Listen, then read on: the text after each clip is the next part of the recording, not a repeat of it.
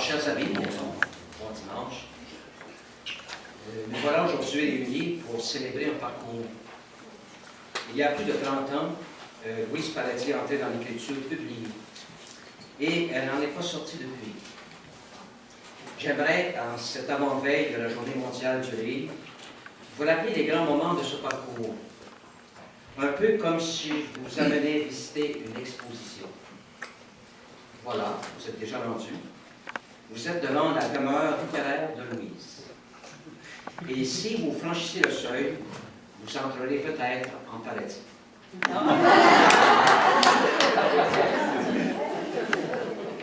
Dès l'entrée, reproduit en grosses lettres sur le mur de gauche, un extrait de l'écriture Ce vaste lieu.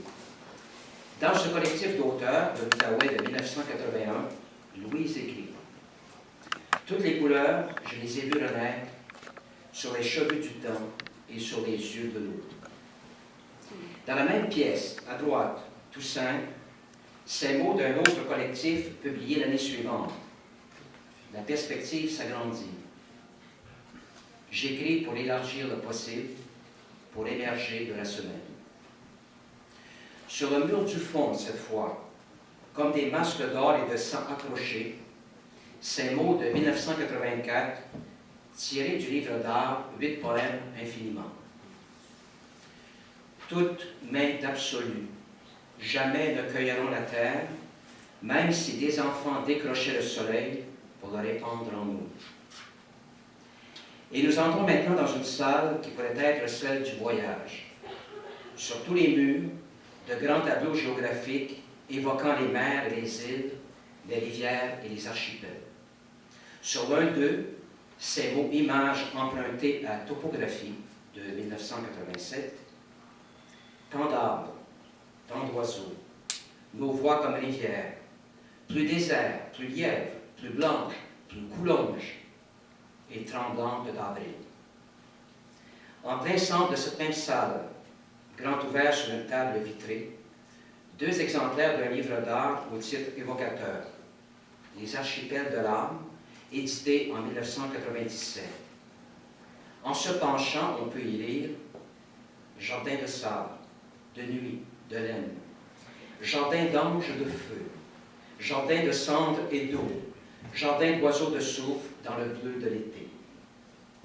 Et un peu plus près encore, reprenons malgré tout, reprenons le chemin des choses ordinaires. La visite nous amène jusqu'aux portes de Bruxelles. Dans la revue littéraire belge nommée Traversée, Louise nous laisse ceci.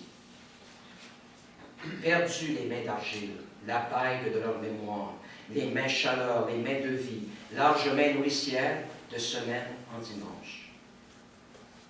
Nous voilà maintenant entrés dans la dernière salle où sont exposés les fruits d'une longue recherche dans laquelle Louise a voulu aller à la rencontre de la poésie et de l'art visuel.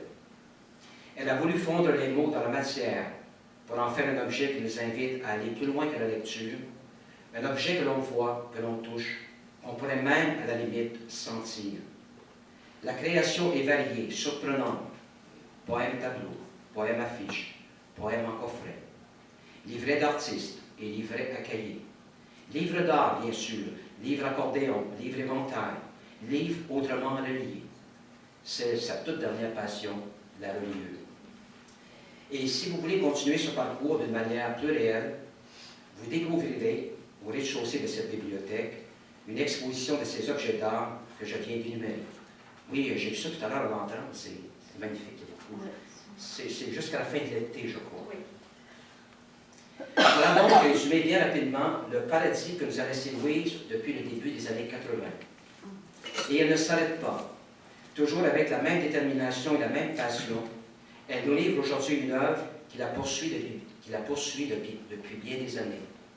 Pour reprendre ses propres mots, elle a voulu cette œuvre comme une modulation moderne du cantique des cantiques. J'invite Louise à nous en parler davantage.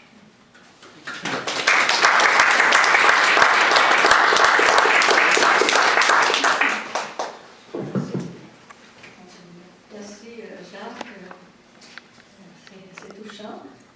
Il y a beaucoup de choses que j'avais oubliées.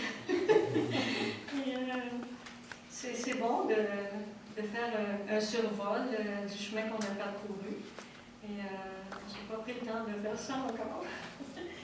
Peut-être que je suis trop prise par les nouvelles créations. Alors, je te remercie beaucoup. C'est une présentation qui a été préparée avec soin et avec beaucoup de sensibilité. Et, tu t'es donné la peine et ça me touche beaucoup. Comme disait un de mes professeurs, ça remplit le pot d'estime.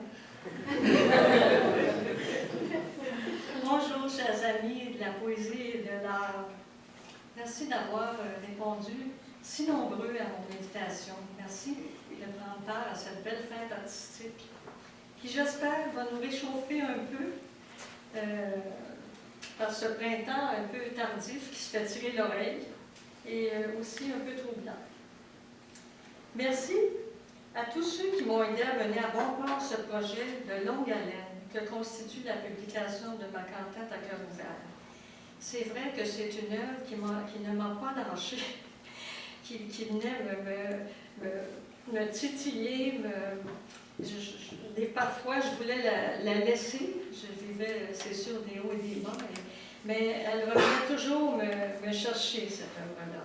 Elle ne m'a pas laissé tant que je ne l'ai pas portée jusqu'au bout, je ne l'ai pas accomplie.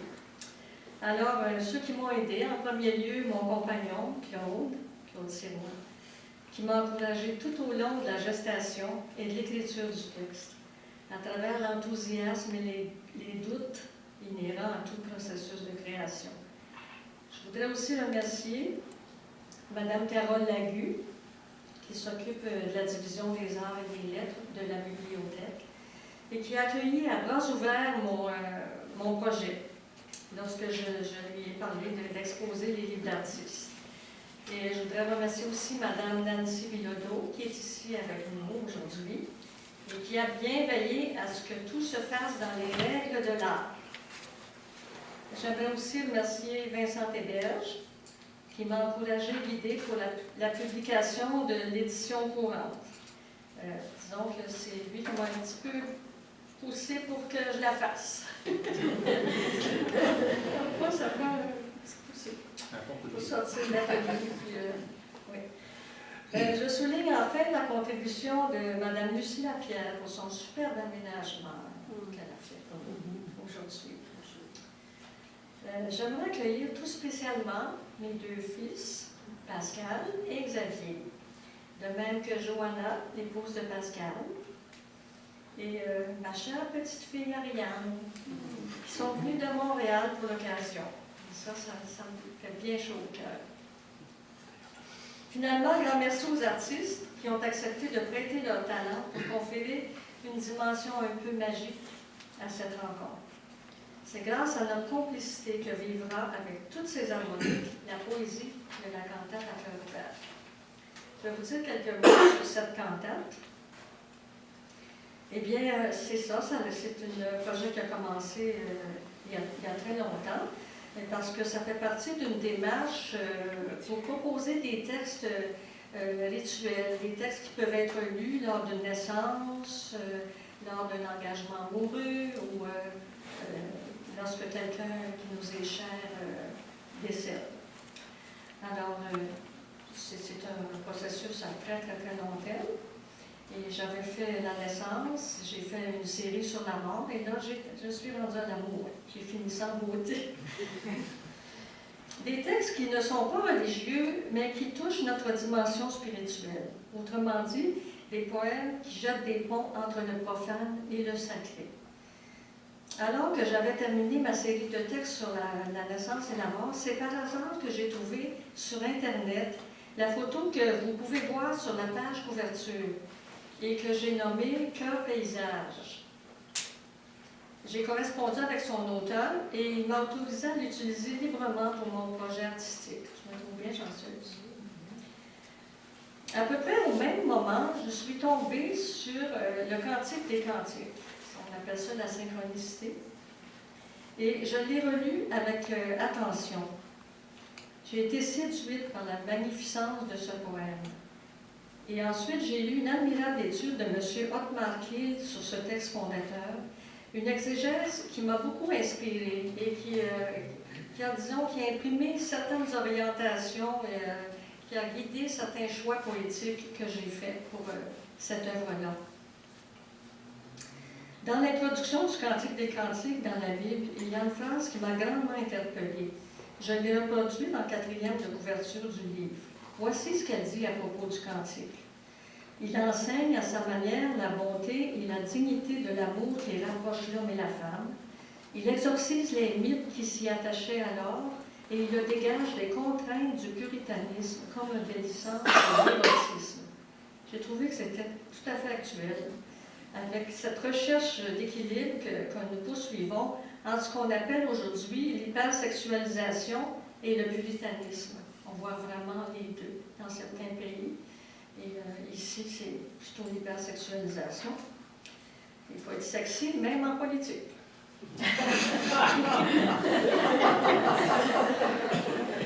J'ai trouvé que c'était trouvé, c'est ça, je l'ai dit, je ne me répéterai pas. J'ai alors décidé de tenter une transposition, ou plutôt une modulation de ce poème.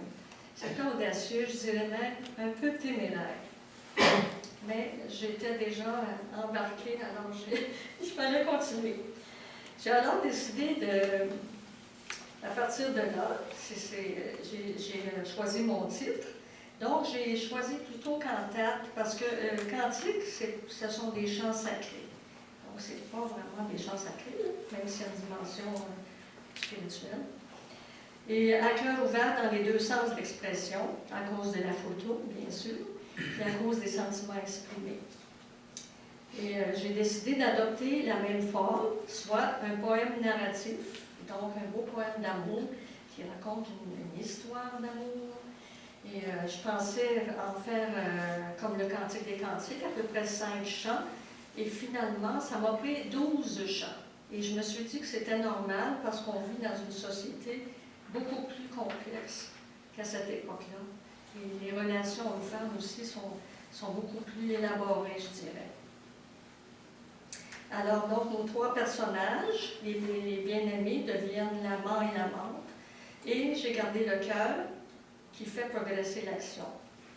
La relation homme-femme est évidemment différente. C'est une relation d'égalité, selon notre contexte socio-culturel. Une autre différence majeure réside dans le langage et le style adopté. Les métaphores, les images sont plus modernes, mais accessibles, tout en comportant un caractère lyrique. Pour moi, le lyrisme n'est pas dépassé, même si s'il fut un temps où il était tabou en poésie formelle, le formalisme. Mais je trouve que le lyrisme, c'est le langage du cœur et c'est l'une des fonctions de la poésie. Ce n'est pas la seule, mais j'estime qu'elle a le droit de citer. J'aimerais maintenant vous présenter les artistes qui m'accompagnent dans cette prestation. Diane Bouchard, comédienne et marionnettiste bien connue dans la région, interprétera L'Amante. Stéphane Albert Boulet, célèbre chantre du Bliss, chansonnier à ses œuvres, à nous prêter sa belle voix chaude pour interpréter l'amant. Pour ma part, je présenterai le cœur.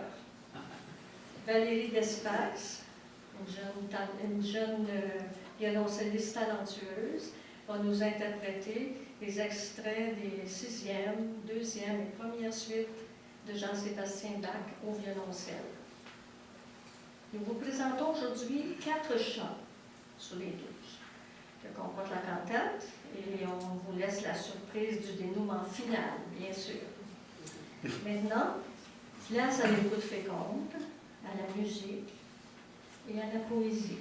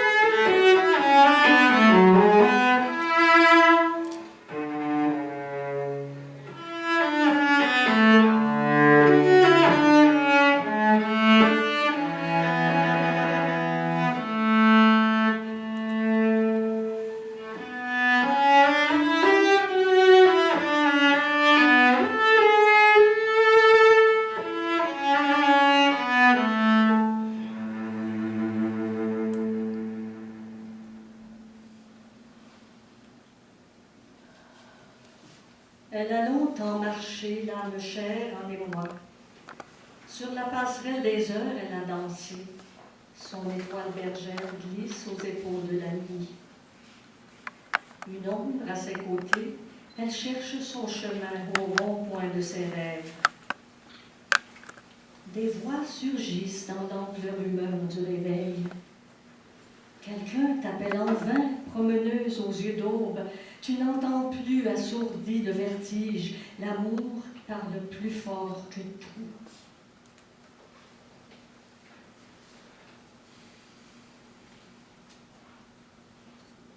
J'ai tant marché, sans savoir que c'était vers toi. La ville à m'avouer, au pied du ciel safran, des tourbillons d'oiseaux, offrant au crépuscule le ritonne en vol rituel, et à monter vers moi, dans la longueur du soir. Mauve, yeux en feu de Bengale, le temps qui déroule ses fronts. La vie sans toi, devenue soudain un corps inhabité. Mon nom, transposé par ta voix, dans la musique syncopée du monde. Toi, surgissante, mouvante, lumineuse, dans l'étirement du jour. Toi dans la saisie des âmes, et ton rire fluide sur les champs du réel. Toi, ton regard d'estuaire, leur embrasement mystique, charriant vers la mer toutes les fins intérieures. Lentement je suis monté vers toi, au sommet de la ville assoupie.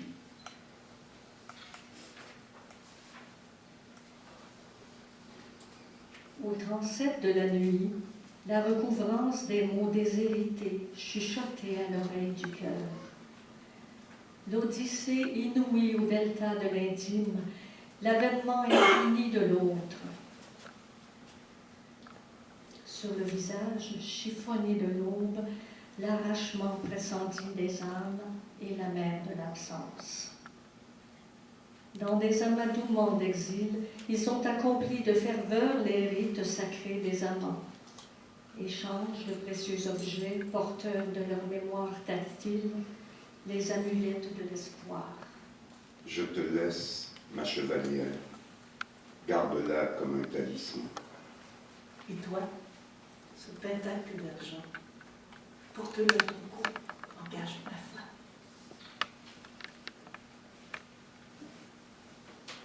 De sourire en tristesse, dans l'avancée des gestes et le recul des mots, ils ont dansé la pavane des adieux. Au bout des paroles et des pas, ils se sont éloignés. Chacun recèle en sa mémoire vive les cryptogrammes de l'amour.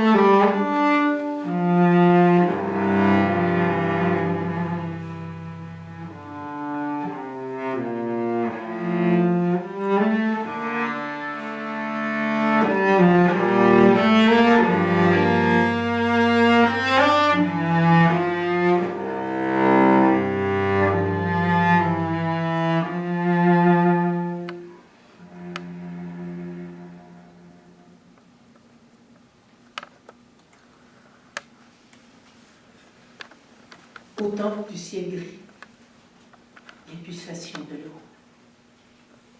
Et tout aussi dans l'éveil. Mes nuits gratignées de givre, mes jours encombrés de chagrin, j'entends pour le vol du silence palpiter ton cœur migrateur. J'entends toujours sonner ton pas derrière celui du temps. Ton nom, je le redis sans cesse, comme un mantra greffé aux membranes du cœur. Ton nom, réverbéré jusqu'à la cordillère des âmes. J'ai froid de ton absence. Elle tempête en moi, à la mesure de notre amour, et je tremble à tue-tête. Que ta voix me chaleur, que tes bras me délicent, mon éclat de vie, ma raison de rire. Je cherche le sommeil pour abréger les heures, mais tout aussi dans l'éveil. Au sablier d'azur, le frémissement du jour, les ombres renversées dans l'écoulement des songes. Et tu émerges en moi. Tes yeux sont l'Orient où brasile une tendresse solaire. Tes lèvres, plus douces que douces, je les baise en pensée. Je suis la noyée de l'attente.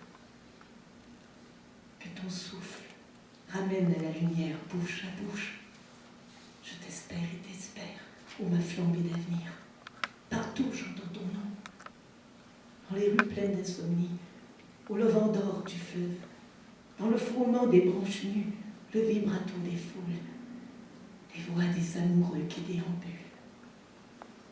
Partout, j'entends ton nom.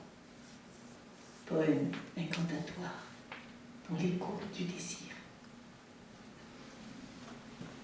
Sous les auspices de la lune, tu accomplis le rêve rose pour ma destinée. Et toutes les frontières montent au ciel de parallèle en méridien. Au bras du jour, tu apparais où mon regard se pose dans les rues bleues, sur les joues claires des flaques d'eau, dans les détours des heures où s'agite le souvenir de nos yeux. Tout décalage, notre amour l'abolit. Ô marieuse survenante, les canaux de ton corps nourris amènent la horte de la terre. Je retrouve ton odeur dans la chair des paysages. Le pays de tes lèvres dans les trèfles en fleurs, le vin de nos baisers boutés d'éternité. Une autre nuit dans mon sommeil, je m'épuise à la brasse, la mer à perte d'horizon. J'invoque ton visage et l'isthme de ton corps surgit. Tu rétablis l'espace, mon rivage, ma force. J'approche enfin de toi. Chaque vague porte nos voluptés comme une incantation où s'enroule mon désir. Tu marches encore dans mon sommeil sur les berges du matin et tout oscille dans l'éveil.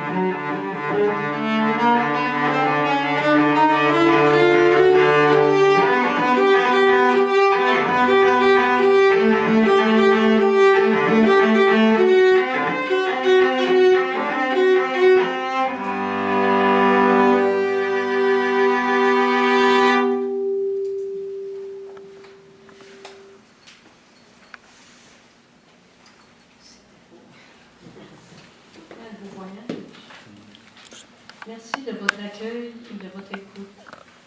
Je vous invite maintenant à me rencontrer si vous voulez faire dédicacer votre livre ou si vous avez des questions. Je vous invite également à regarder l'édition d'art de la cantate et je vous rappelle qu'il y a une exposition d'artistes, de livres d'artistes à l'entrée. On vous l'a déjà dit, je le répète. Merci encore de votre présence et de votre encouragement et souhaitons-nous un bon printemps.